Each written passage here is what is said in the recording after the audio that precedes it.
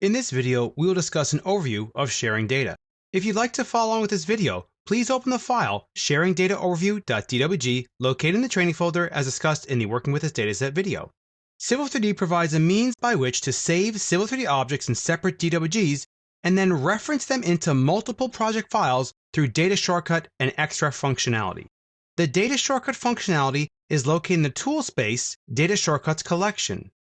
You can also access it in the Manage tab and then Data Shortcuts, and there are many tools in here as well. Let's first look at what we have in our file.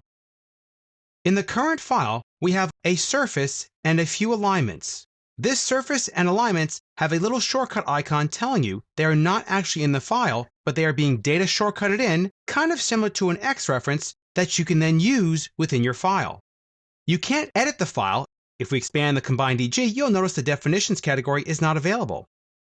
If we zoom in, you'll notice we have added contour labels to this surface. You'll also notice we have some alignments in this file that are data shortcutted in. If I zoom into the bypass alignment, when I go and select it, you'll notice there are no grips to edit. This is because this alignment is in another file and it's being data shortcutted in. One of the other ways to actually be able to label different objects that you may not want in the file is through referencing.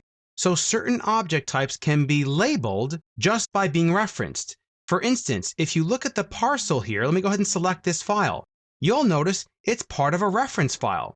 So these parcels are referenced into this file. I can't manipulate them. However, I have a label that is completely in this file and I can manipulate them and add them and so on.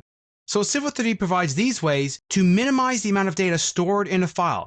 One of the main issues with working with everything in one file is your file can get pretty slow because, of course, it has too much data within it.